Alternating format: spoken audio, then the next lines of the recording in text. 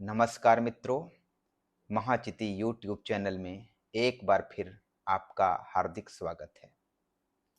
पिछले एक वीडियो में हमने हिंदी वर्णमाला के लोक प्रचलित स्वरूप के साथ विभिन्न व्याकरण ग्रंथों में उसके प्राप्त भिन्न भिन्न या सामान्य प्रारूपों को लेकर कुछ बातें आपसे साझा की थी और उसी क्रम में यह भी बताया था कि पाणिनि की अष्टाध्यायी जिन प्रत्याहार सूत्रों और उनमें व्यवस्थित वर्णमाला पर आधारित है, उससे हिंदी की वर्णमाला का क्रम अलग है, लेकिन इसमें भी पर्याप्त वैज्ञानिकता है।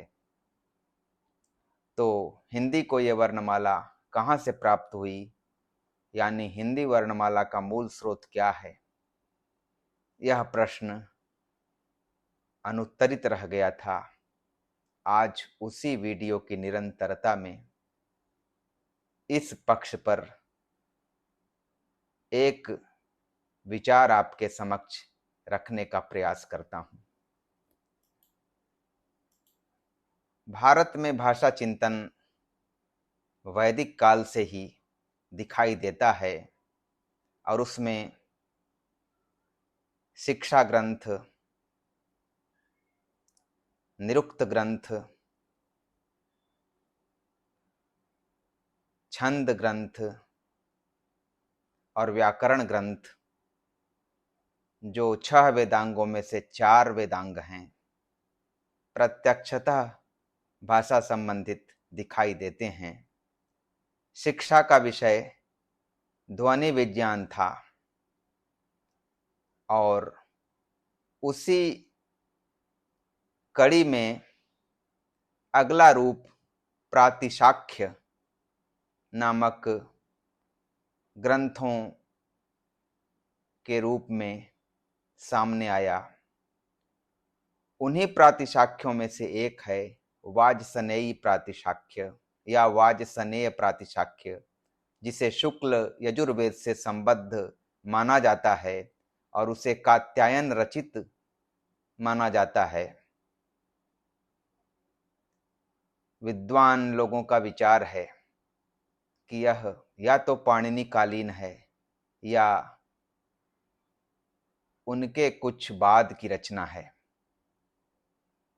उसमें जो वर्ण समाम नाय के नाम से अंतिम 8वें अध्याय में वर्णमाला संजोई गई है, उससे हिंदी में प्रचलित वर्णमाला का बहुत हद तक मेल दिखाई देता है। तो यह जानकारी मेरे लिए थोड़ी चौंकाने वाली थी कि हिंदी वर्णमाला का इतिहास भी इतना प्राचीन है। प्रातिशाख्य के बारे में एक बात आपसे साझा कर लूं कि प्रातिशाख्य का दूसरा नाम पारिषद या पारिषद सूत्र भी है।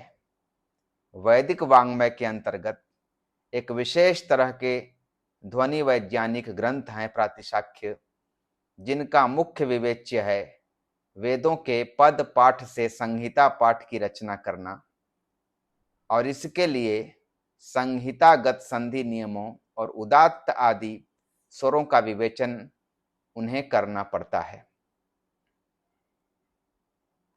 संहिता पाठ और पद पाठ को एक उदाहरण से स्पष्ट करने का प्रयास करता हूं।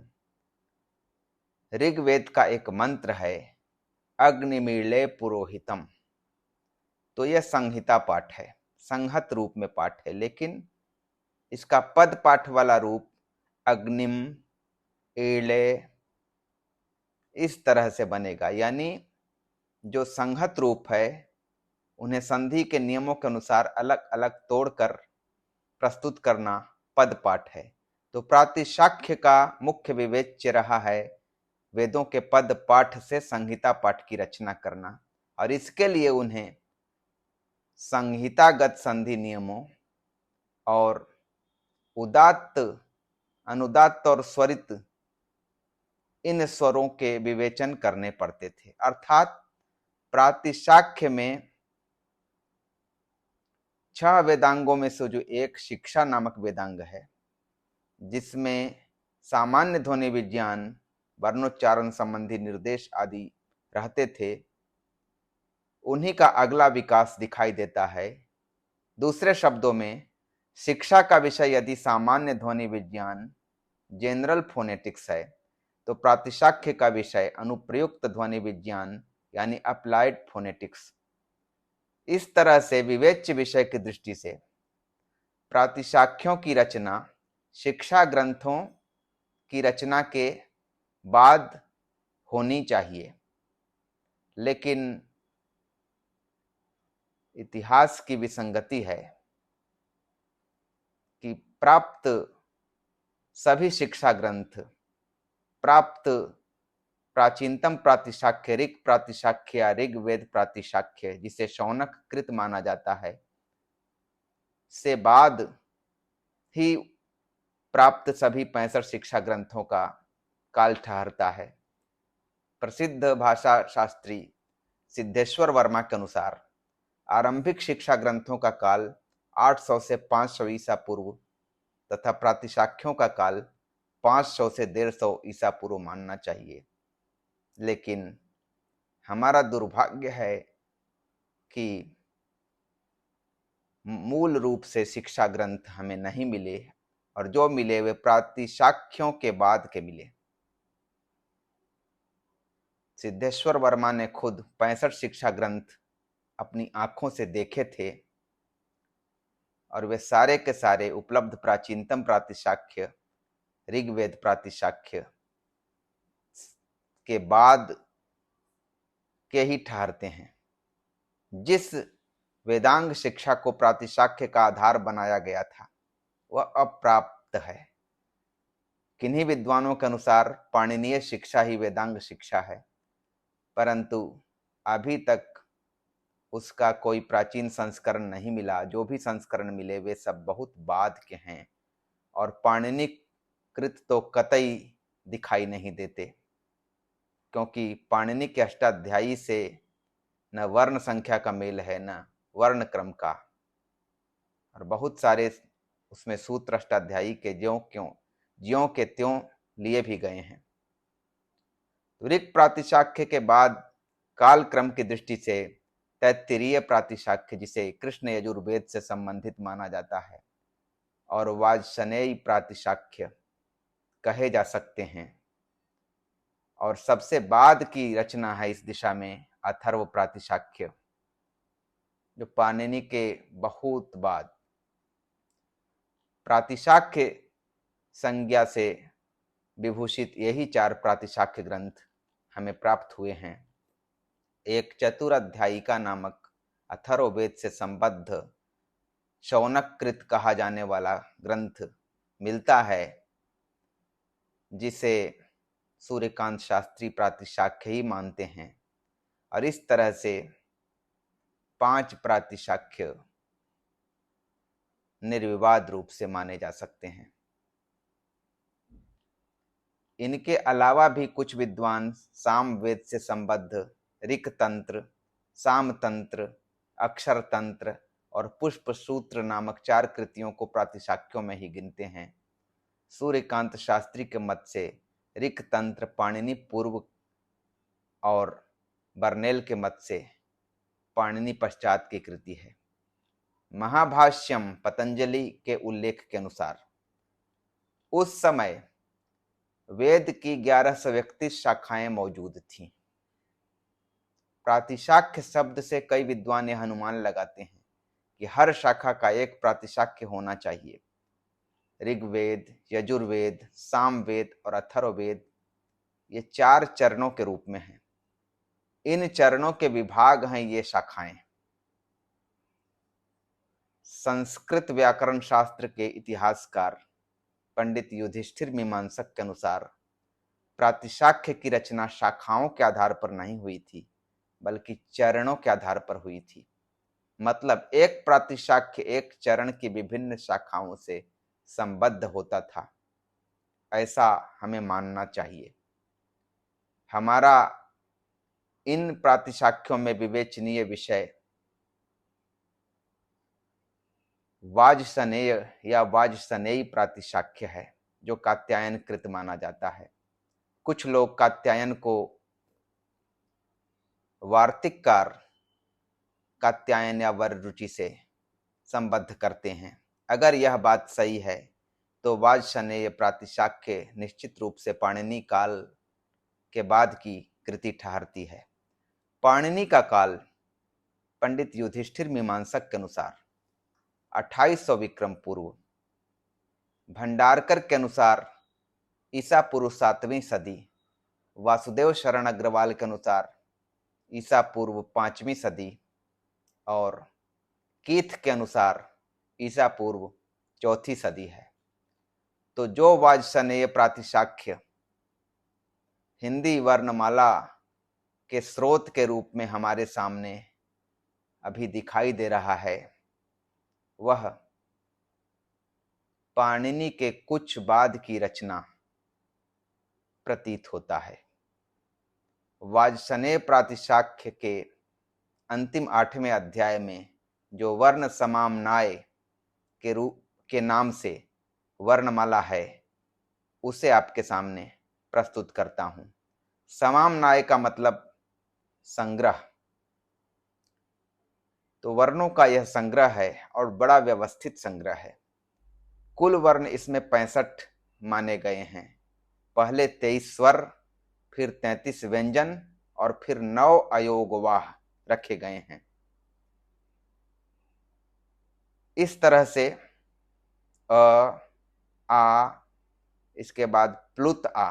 प्लुत का मतलब त्रिमात्रिक, 3 मात्राओं वाला आ, आ और प्लुत आ। इसी तरह से ई, दीर्घ ई और प्लुत ई। फिर उ, दीर्घ उ और प्लुत उ। इसी तरह से री, दीर्घ री और प्लुत री। फिर री, दीर्घ री और प्लुत री। इसके बाद ए, प्लुत ए, ऐ, प्लुत ऐ, ओ, प्लुत औ, प्लुत औ।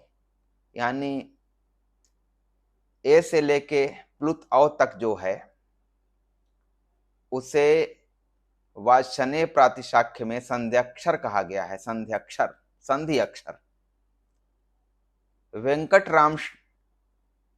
वेंकटराम शर्मा और वीरेंद्र कुमार वर्मा द्वारा संपादित वाजसनेय प्रातिशाख्य में ऐसा ही क्रम है, लेकिन सूर्यकांत शास्त्री द्वारा संपादित वाजसनेय प्रातिशाख्य में क्रम ए, ओ, ऐ, औ जैसा मिलता है।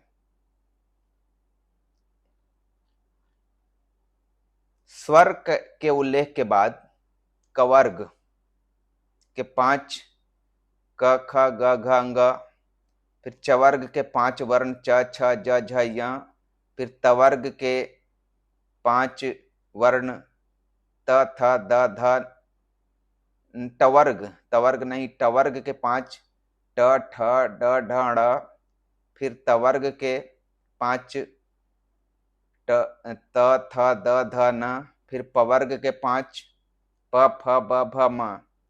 इन 25 को उक्त ग्रंथ में स्पर्श कहा गया है और कवर्ग, चवर्ग आदि की चर्चा पारिभाषिक तौर पर वहां हुई है।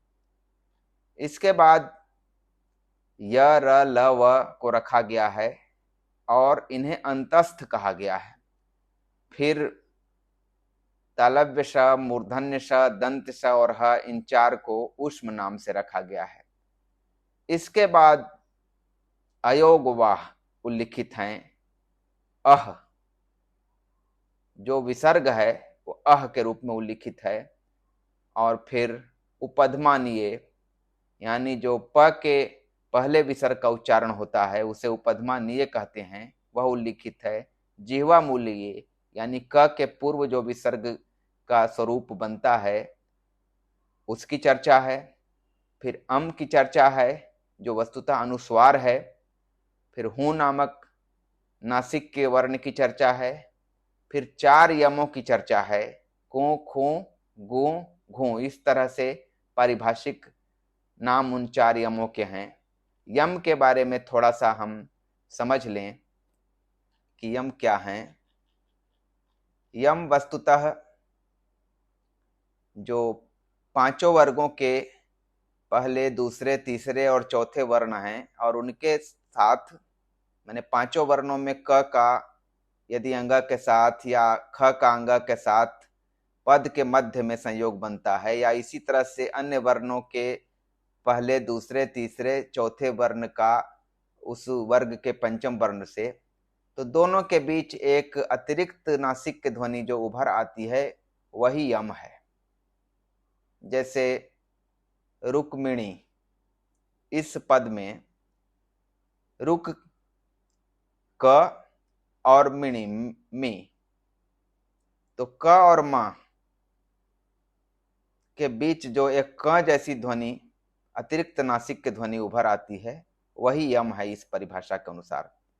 और यहाँ उल्लेखनीय है कि 5 वर्गों के जो पहले, दूसरे, तीसरे, चौथे यानी 20